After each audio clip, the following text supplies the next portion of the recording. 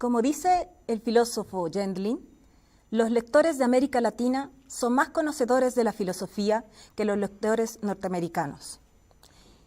Y es que nuestra América indígena está imbuida de poesía y de mito, de sabiduría y de filosofía, y por el rigor de la historia se ha hecho una buena aprendiz de un arte al parecer cada vez más difícil de practicar, el de la sobrevivencia.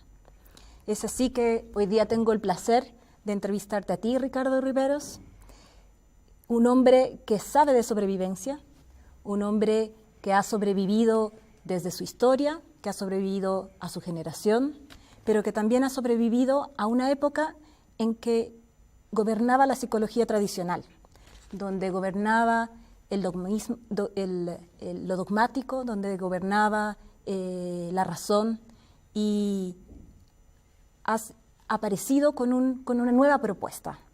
Es así que me gustaría que te presentaras, ¿sí? Y que nos hablaras de esta sobrevivencia. Bien, mi nombre es Edgardo Riveros, entonces gracias por esta entrevista. Y si hablamos de sobrevivencia, en realidad sobrevivir en un mundo latinoamericano, en el sentido, digamos, más primario de la palabra, ¿cierto? Sobrevivir a todo. Efectivamente, nuestra América tiene una historia que de alguna forma, por muchas opiniones que hay de expertos, pero más allá de todo eso, hay realmente una experiencia en que el encuentro de América con Occidente ha sido un encuentro, digamos, dramático, por decirlo menos, ¿cierto? Pero sobre todo, digamos, porque más allá, digamos, de la tesis de la extinción, del exterminio, o más allá de una tesis, digamos, de una colonización de América, como fue, hecha por Occidente, al estilo occidental, ¿no es cierto?, por las armas, y bajo todo este sentido, digamos, de también claudicar en la religión, en todo lo que los indígenas tenían, los aborígenes tenían sus propias creencias, sus propias religiones, ¿cierto? Efectivamente, los países latinoamericanos, y sobre todo la cultura que ha resultado de todos estos 500 años, es una cultura en que está muy desarrollado el ámbito filosófico, poético y mágico de la América. Y eso se debe, sin duda, digamos, a nuestra composición, es decir, a nuestro choque de cultura, con lo que trajeron, digamos, los occidentales también a través de España, ¿cierto? Pero, por ejemplo, eso se debe efectivamente a que en América Latina, como que se ha mantenido, por así decirlo, una experiencia vital que sigue siendo mágica, que sigue teniendo la cultura y la cosmovisión de la América indígena. De alguna manera eso ha sido como la primera interacción con esta idea occidental, en que se llegó efectivamente aquí con un gran dominio, digamos, de un pensamiento racionalista, muy científico. No olvidemos que el descubrimiento de América es hijo del Renacimiento, y Colón es un hijo del Renacimiento, y como tal, digamos, personas que estaban muy adiestradas en los hechos, en mirar y medir los hechos, ¿cierto? De modo que en América Latina, a diferencia, digamos, del mundo anglosajón, justamente nuestro filósofo Eugene Gendlin, el descubridor y creador del focusing, él tiene, digamos, en uno de sus prólogos lo que tú acabas de citar también, que efectivamente los países latinoamericanos somos más filosóficos, tenemos una cosmovisión mucho más cercana a la poesía y a la experiencia humana, que no solamente penetra por la razón, por así decirlo. Hay también aquí una cosa que el mismo Nietzsche nos decía, ¿cierto? Esta idea de que nosotros también podemos conocer por la intuición. La intuición es uno de los grandes talentos que el ser humano no ha desarrollado mucho en el ámbito científico, pero que sí podríamos decir que la actitud básica y fundamental entre un artista, un filósofo y un científico es la primera intuición que tiene cada uno de ellos de pensar que hay dos cosas que tienen alguna relación. Después se usan obviamente metodologías distintas para llegar a resultados distintos. Así que efectivamente, digamos, así como nuestros países han podido sobrevivir al racionalismo, y de hecho una buena muestra de ello es, digamos, cómo América Latina se ha distinguido en el mundo occidental por el boom latinoamericano, fundamentalmente por el arte. Y el arte, digamos, es uno de los conocimientos más antiguos y más desarrollados de la sensibilidad humana, que proviene justamente del tema de la sobrevivencia y de sobrevivir al sufrimiento. De manera que para mí es un gran honor que tú me hayas mencionado como un posible sobreviviente. Ahora, efectivamente, también la sobrevivencia en la misma universidad, cuando yo estudié, cuando había una psicología oficial, que era de un corte conductista demasiado ortodoxo, y no había ningún otro espacio para algo espiritual, ni siquiera para una psicología un poquito más humana. Y entonces yo, como estudié en esa década de los 70, aquí en Santiago de en Chile. la Universidad de Chile, exactamente, la gran Universidad de Chile, muy querida para mí. Y no obstante, en ese tiempo no tuvimos acceso nosotros a pensadores como, por ejemplo, Víctor Frankl. Víctor Frankl es un pensador que en Occidente se ha distinguido por la humanización, por la espiritualización de la psicología. Y eso nosotros nunca lo vimos, de manera que yo eso después lo descubrí por mi formación autodidacta, fui descubriendo todo este otro mundo más espiritual. Entonces, profundamente decepcionado y frustrado de la formación tradicional en psicología, yo fui buscando, hasta que encontré finalmente el enfoque centrado en la persona, de Carl Rogers. Y eso, digamos, me inspiró a hacer la tesis de licenciatura. Exacto. Y ahí yo me hice una pregunta que tenía que ver con cuál es el lenguaje que usa la psicoterapia que es capaz de producir un cambio interno. Como que esa palabra a mí, el hecho de que la palabra sea mágicamente la que provoca el cambio, yo decía, ¿qué tipo de palabra es esa? Entonces, comencé a investigar a través de la línea de Carl Rogers, que fue lo que más a mí me hizo sentido en ese tiempo. Y claro, de pronto yo me encontré también que, así como la empatía, que Rogers había inaugurado en la psicoterapia, era, digamos, como la clave para el enfoque centrado en la persona, sin embargo, faltaba algo más que pudiera dar cuenta de cómo esta palabra interactuaba con el ser interno.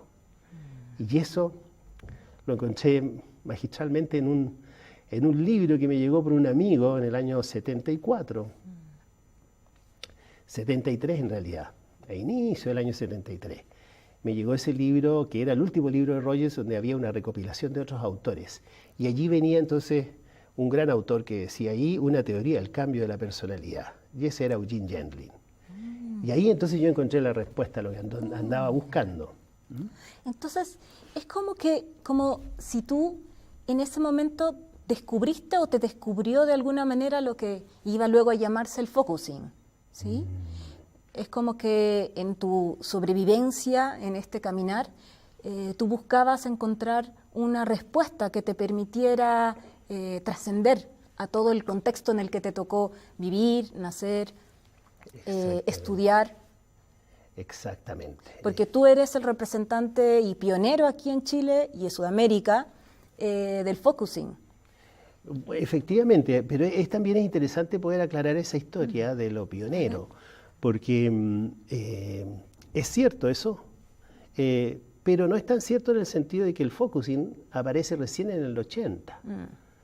Entonces, ¿por qué decimos que tenemos alguna conexión anterior? Porque ocurre, digamos, que Gendlin cuando crea su teoría, la crea, digamos, entre el año 60 y 64, que es la teoría que se podría llamar hoy en día como la filosofía de lo implícito, que está como centrada en una variable esencial de los seres humanos, que es nuestra existencia cotidiana en interacción permanente con el medio ambiente.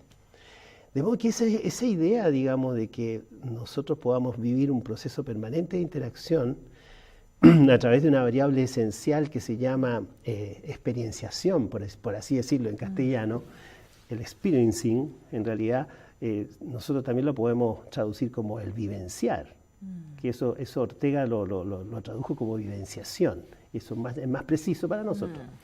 Pero en ese sentido también yo también te agradezco eso que tú acabas de mencionar, que como que el buscador se encuentra con lo buscado, y también lo buscado busca su descubridor, eso es muy cierto, porque a mí me hizo mucho sentido eso en ese tiempo, y hoy en día más todavía. Por eso es que llevo 40 años trabajando con el enfoque de focusing.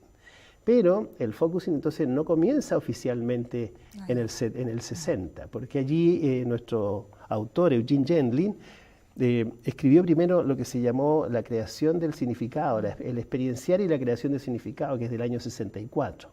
Esa es su tesis doctoral.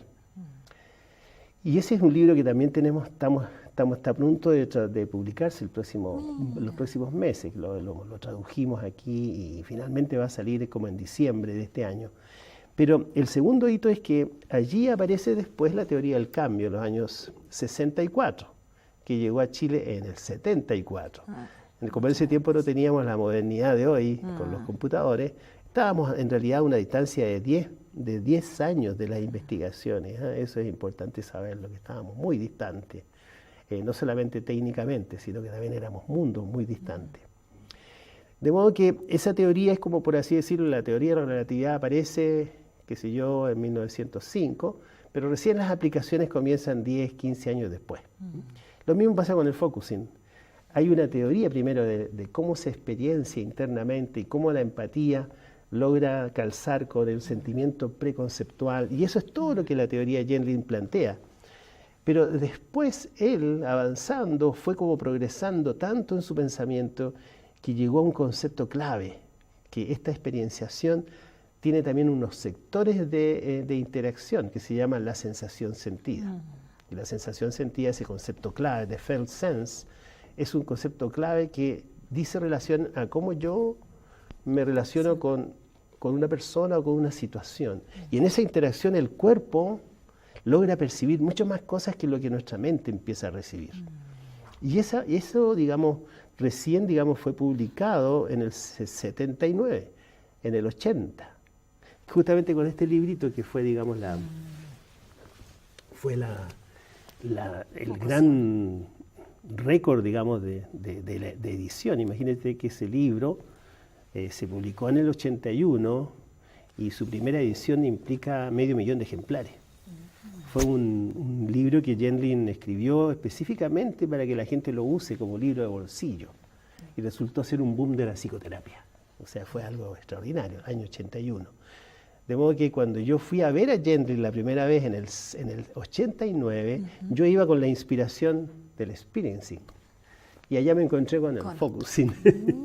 Entonces ahí me di cuenta que él había avanzado enormemente. Claro. Y como nosotros aquí estábamos sin internet todavía, yo seguía avanzando con la línea de la teoría inicial, que era la experienciación. Así que claro, efectivamente no fue nada difícil después poder entrar en el focusing, porque ya manejaba yo la teoría.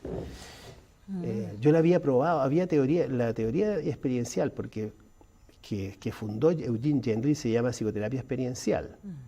Y esa yo la estuve realizando en Chile durante 15 años, 14 años, con excelentes resultados. Por eso fue que yo realmente me armé de toda una ilusión y un deseo de ir a verlo y visitarlo a él en Chicago en el 89. En tus palabras, porque tú has mencionado mucho la empatía y has hablado mucho del focusing.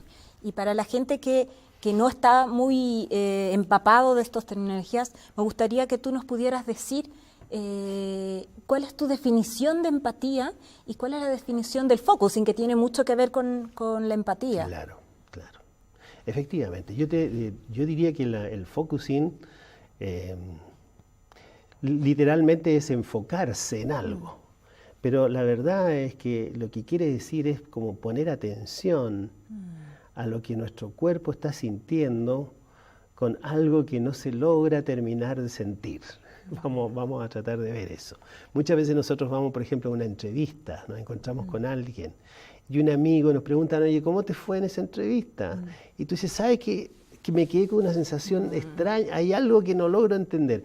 Eso es focusing. Cuando hay algo que nosotros hemos vivido en la vida, puede ser cualquier interacción, en que no nos queda claro lo que realmente nos pasa. Como decir, ando con sentimientos encontrados, por ejemplo. Eso es típicamente una sesión de focusing que hay que hacer. O sea que aquí la idea no es que le pongamos atención a nuestro ser o a nuestra interioridad a través de nuestro cuerpo, porque simplemente pensemos que es la única forma de hacerlo. No, sino que la idea es que el cuerpo según la teoría de Gendlin, y que él además se apoya mucho en Heidegger y en Merleau-Ponty. Entonces, nuestro cuerpo es la extensión del medio ambiente, de manera que él percibe muchos detalles de lo que nos pasa con una persona, con una situación. Por ejemplo, nosotros podemos tener una sensación de nuestra madre, de nuestro padre, y son sensaciones distintas. De un hijo, de una hija, también sensaciones distintas. De un novio, de una novia, distintas sensaciones. ¿Ves? Entonces, esta palabra mágica, sensación sentida, es un concepto clave y revolucionario, porque nos permite entonces en psicoterapia trabajar, digamos, a través de cómo se eliminan los síntomas, escuchando esta sensación sentida.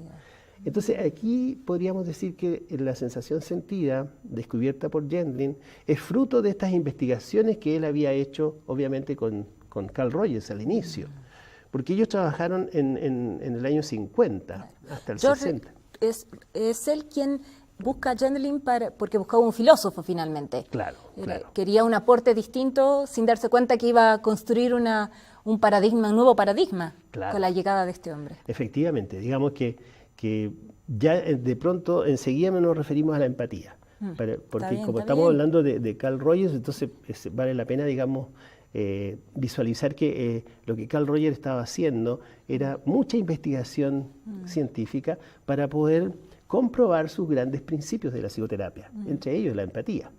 Entonces lo que no se sabía bien era por qué la empatía producía los cambios que producía, porque sí se sabía que producía mucho cambio, pero el por qué no lo sabíamos. Entonces Gendlin, a través de su teorización y a través de las investigaciones, como la escala experiencial, por ejemplo, que fue la que él propuso, a través de esas mediciones se empezaban a dar cuenta de que la empatía era un lenguaje que calzaba perfectamente con este ámbito preconceptual de la experiencia. Muchas veces nosotros, por ejemplo, decimos, ¿sabes que lo tengo en la punta de la lengua? No lo puedo decir. Basta que yo te diga, como que está a punto de salir, y eso sale. Entonces, como esa empatía, esa simple manera que te digo, está como que ya lo tienes ya listo para que salga. Entonces, eso permite que se calce con lo que está completándose internamente, y entonces Gendlin descubrió de que la experiencia interna es preconceptual, ¿no es cierto? Es además emocional, es corporal, ¿ves? Es, digamos, inmediata, es presente. Y todo eso él entonces lo conjugó en un concepto clave que se llama sensación sentida. Ahora, desde entonces, yo te diría que desde la teoría del cambio, desde 1964, que está explicado ahí por qué la empatía produce cambio. Porque hasta ahora, hoy en día, y por eso ya vamos ahora a la definición de empatía. Empatía, digamos, es la capacidad de resonar lo que otra persona siente. De modo que la empatía es un lenguaje del sentimiento, no de la conducta.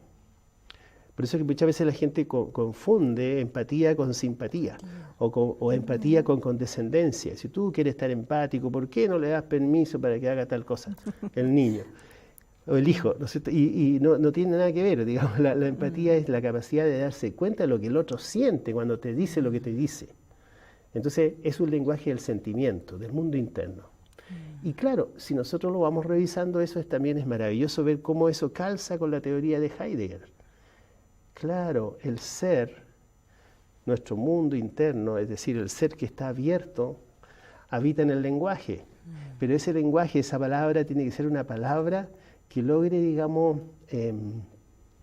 respetar la experiencia, pero al mismo tiempo le permita concentrarse en desarrollarse entera. Y entonces, claro, ahí empezamos a entender nosotros la tremenda influencia que también tiene Heidegger sobre Gendlin. De manera que yo te diría que es la fenomenología existencial la que genera en realidad este gran movimiento, sobre todo en Gendlin, que permite a que Carl Rogers tenga una explicación de su teoría y de todo lo que él estaba haciendo maravillosamente, porque en esos tiempos Carl Rogers ya era muy famoso en el mundo. Entonces llega nuestro joven investigador y filósofo a los 26 años en que se encuentra en ella, y él, muy joven, empieza a trabajar con Rogers y trabajan durante 10 años y descubren muchas cosas, entre ellos, digamos, este asunto de la experiencia preconceptual. Interesante porque es realmente un nuevo paradigma que que puede ser aplicado en distintas cosas, en distintas áreas. Claro. No solo, nosotros que somos psicólogos, no solo la psicología clínica, yo creo, también en la psicología educativa, en la psicología laboral. Sé que tú tienes experiencia en ello, tanto aquí en Chile como en otros países, que has podido aplicar este Claro. nuevo paradigma en distintas áreas. Claro. Lo que ocurre, digamos, es que muchas veces la gente, al ver que el focusing puede tener tantas aplicaciones, como que se puede pensar que pudiera ser como el elipsis de la vida, que viene aquí a tratar de curarlo todo, pero no es por eso. Es básicamente por lo que tú acabas de mencionar, también, digamos, es un nuevo paradigma. ¿Por qué es un nuevo paradigma? Porque este concepto de experienciación es en realidad la síntesis de lo que podría Heidegger hablar de existencia.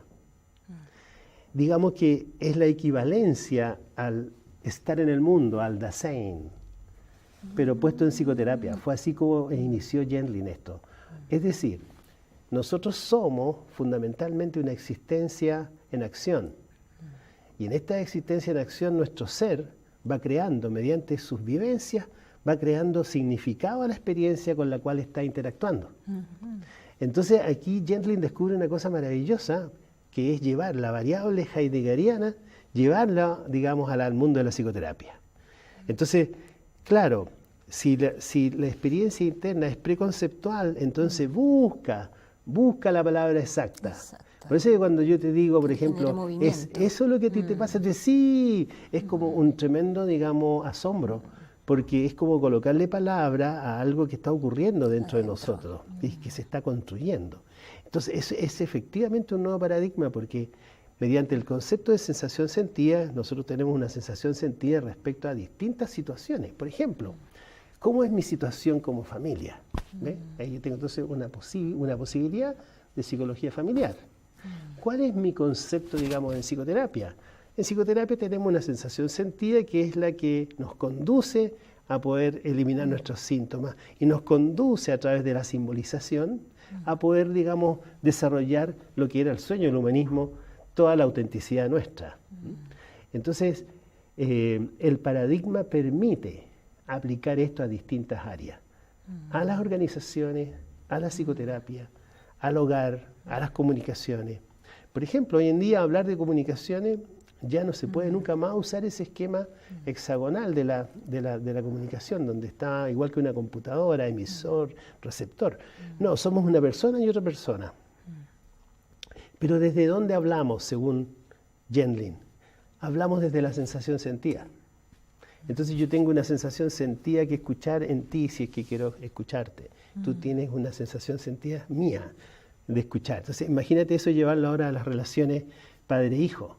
Antes se hablaba de comunicación, pero ¿qué tal si hablamos más bien de una comunicación experiencial o una comunicación corporal en que nosotros nos podemos dar cuenta cómo nuestro hijo, nuestro nieto en mi caso, está queriendo algo cuando simplemente se está moviendo por algo y yo empiezo a darme cuenta qué es lo que él siente, qué es lo que él quiere, ¿ve? Entonces uno en la palabra le dice, eso es lo que tú quieres, y él te responde. No es que tú le des el gusto, tú estás simplemente terminando de que él aclare lo que siente y lo que quiere. Pero mira, parece el otro el que te afirma si vas en buen camino o no. Que eso es importante, que uno puede tener la sensación o la idea de que lo que quiere ese niño es algo específico, pero en realidad el único que nos puede decir si eso es lo que realmente quiere es él. Es él, exactamente. Por eso aquí se hace evidente, hoy en día, muy patente, lo que Rogers había inicialmente dicho cuando partió con su primera escritos de la psicoterapia, que él le llamó no directiva, después le llamó psicoterapia centrada en el cliente y finalmente como la psicoterapia centrada en la persona. Es exactamente eso. Es decir, que la palabra empatía completa lo que el otro siente. Y entonces, por eso es que el cliente o la persona que tengo al frente es lo más valioso y es quien realmente dirige el proceso. Y eso es lo que realmente determina de que yo como terapeuta sea un facilitador, un experto en facilitación, claro, pero no un experto, digamos, vertical que dirige el proceso y la conversación por donde él quiere. Roger hizo ese gran cambio. Por eso es que yo diría que este paradigma experiencial, por supuesto que está implicado lo que está planteando también Carl Rogers. Implica lo de Carl Rogers e implica, digamos, muchas cosas más. La misma teoría del cambio a nosotros nos permitiría, por ejemplo, explicar lo que pasa en cualquier terapia, porque la podríamos explicar mediante estos conceptos, y en la medida en que explica, entonces una teoría que se puede aplicar también transversalmente. De manera que lo que tú acabas de decir una cosa tremendamente importante, que es el otro el que valida la palabra del terapeuta. Y eso es efectivo porque en el enfoque centrado en la persona, así como en el focusing, es el otro el que realmente es la persona valiosa que nos convoca a nosotros en una relación interpersonal que es una relación, digamos, en marcha y una relación total. Como diría Buber, una relación yo-tú, en que yo estoy totalmente aquí contigo, tú estás totalmente aquí conmigo. Y no hay ninguna parte de nosotros que no esté aquí, porque si no estaríamos simulando algo. Entonces, eso, digamos, para Rogers era clave. El terapeuta tiene que ser congruente y tiene que ser una persona frente a su cliente. ¿Ve? Hoy en día, el focusing, ¿cuál es la diferencia? Que el focusing hace todo eso, pero que hacía Rogers, pero lo hace ahora en la profundidad.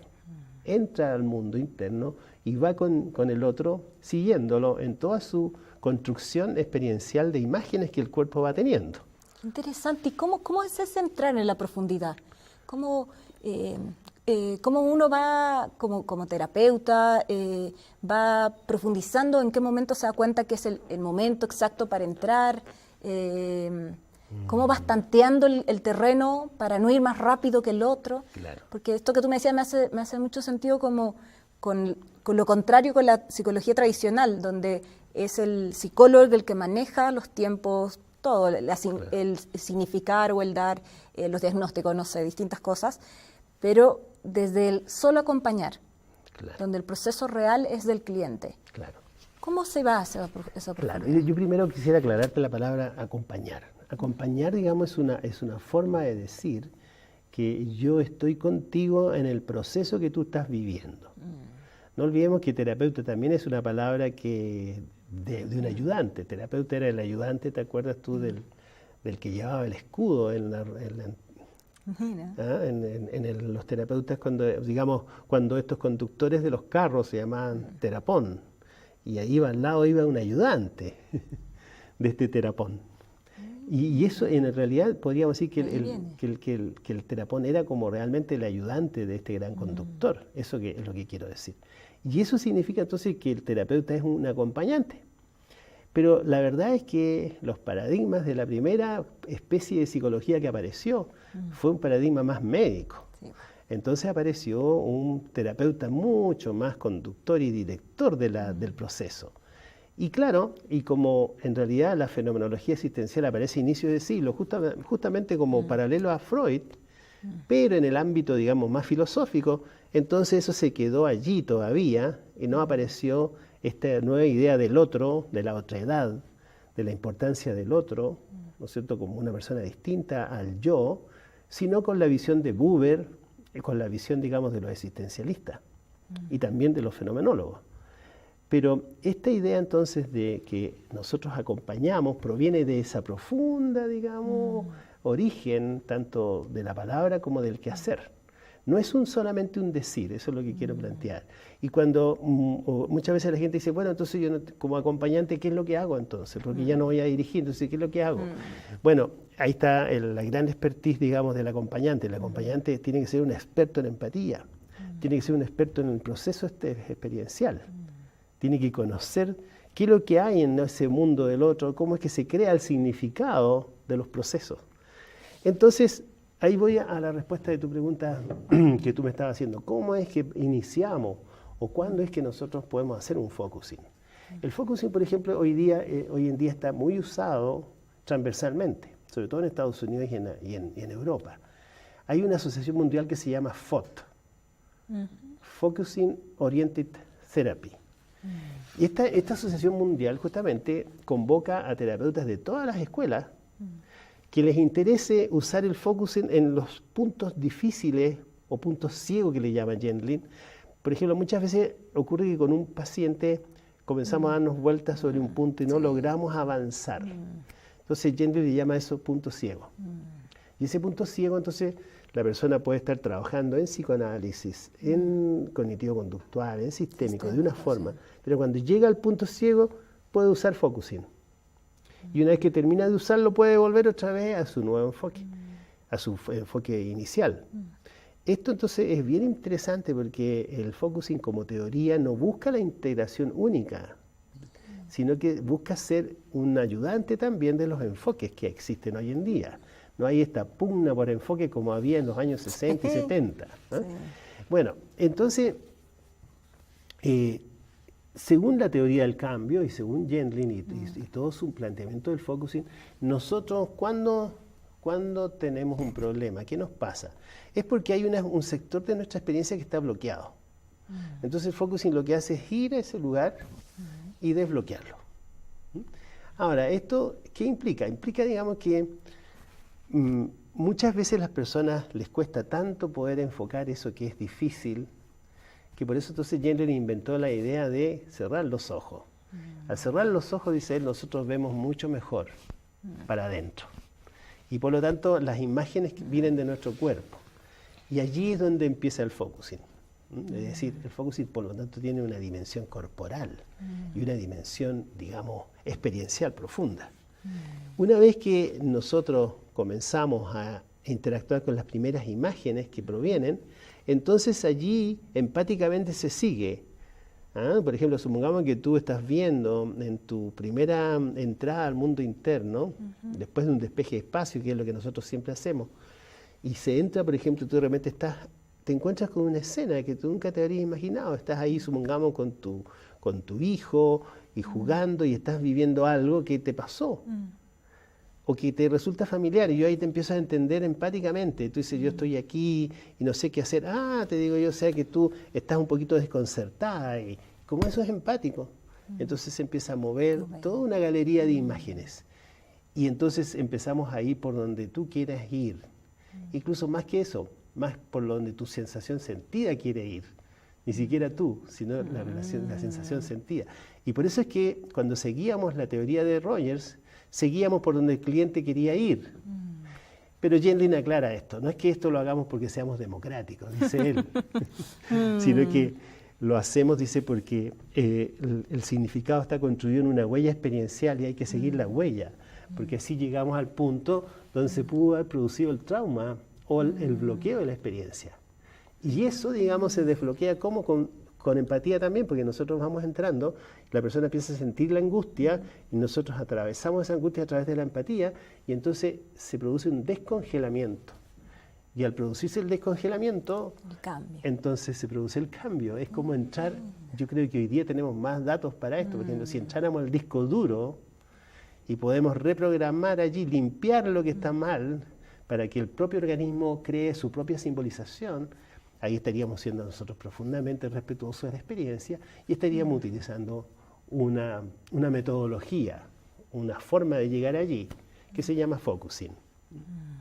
Por eso que para mí, focusing no es una técnica, es una forma de interactuar, por la cual uno va con otra persona acompañándolo para que descongele lo que está congelado o desbloquee lo que está bloqueado.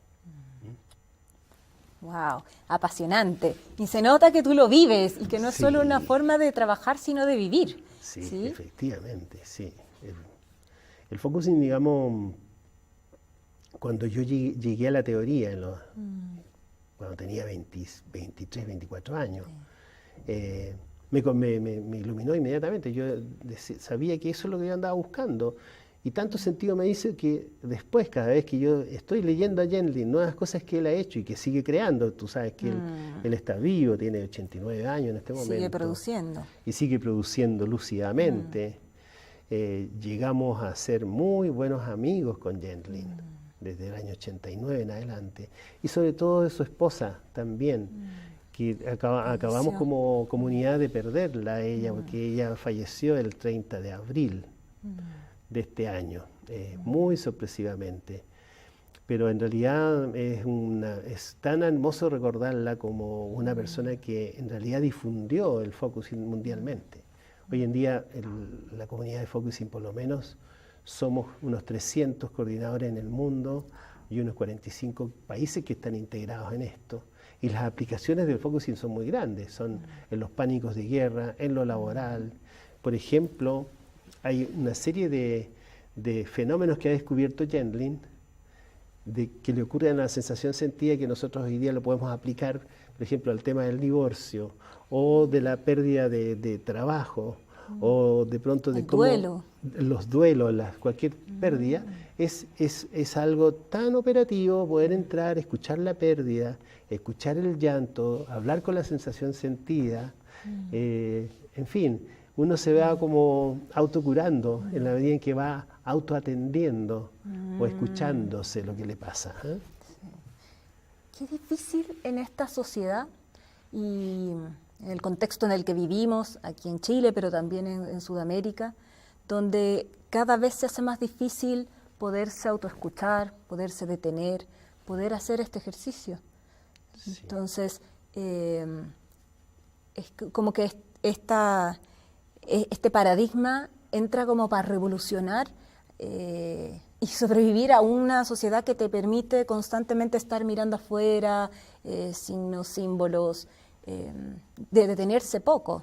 Sí, bueno, efectivamente el focusing, si bien es cierto, humaniza, digamos, al ser humano. Yo te diría que en este momento es cuando más se necesita humanizarlo, porque nosotros nos ha ocurrido algo con una cosa que conocemos hoy en día como la tecnología, y no nos damos cuenta que la tecnología nos aleja de nuestro ser. Eso lo dijo claramente Heidegger, él lo advirtió eso.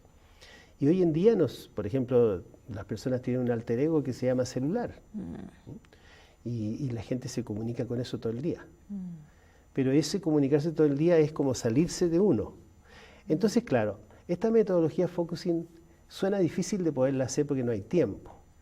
Pero hay gente que se da el tiempo para las cosas importantes, como por ejemplo así de ir a yoga o de ir a cualquier cosa que signifique empezar como a atender nuestro cuerpo, nuestro mundo interno. Entonces no es tan difícil. Por eso mismo fue que este libro fue tan popular en Estados Unidos cuando salió.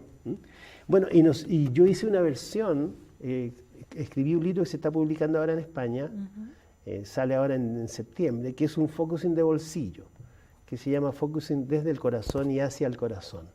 Ese libro lo que pretende es justamente hacer lo que tú estás preguntando.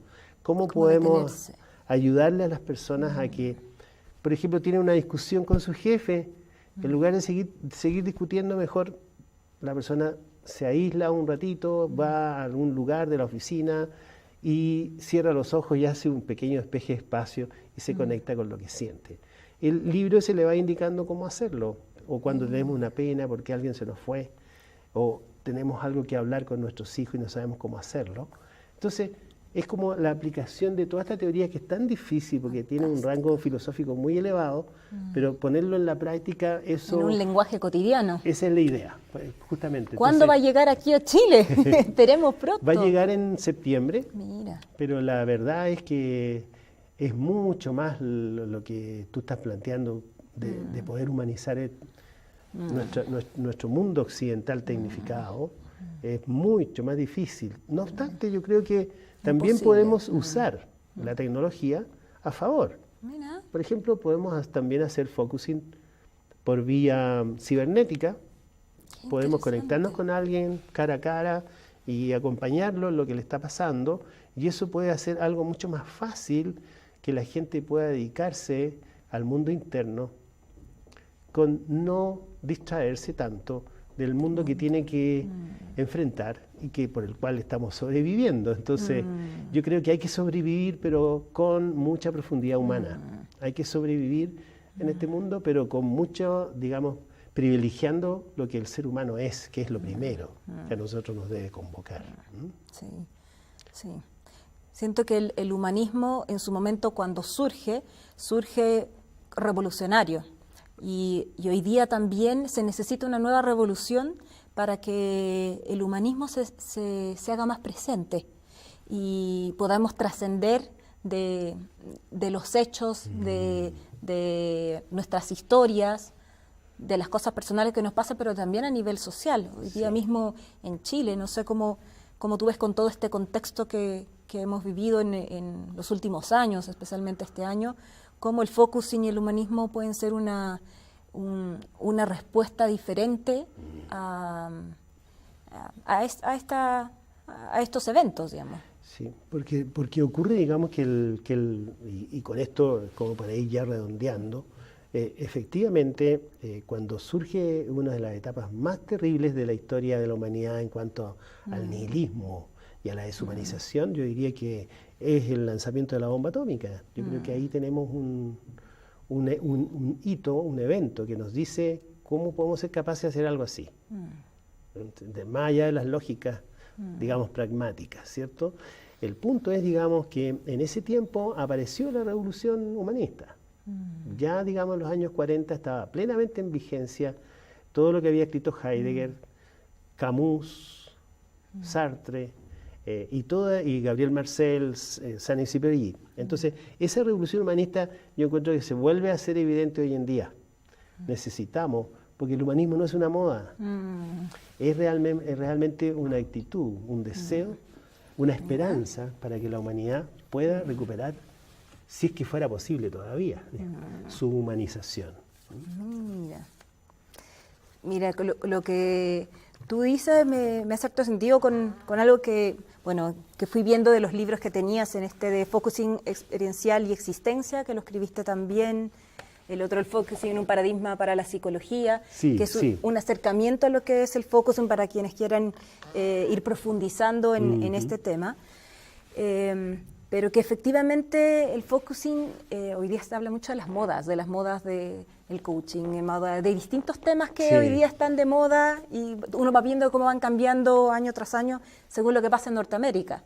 Y si bien el focusing inicia en Norteamérica, con todo lo que hemos ido conversando, se hace clave cómo puede asentarse en América Latina y cómo nosotros tenemos los elementos para acercarnos este nuevo paradigma.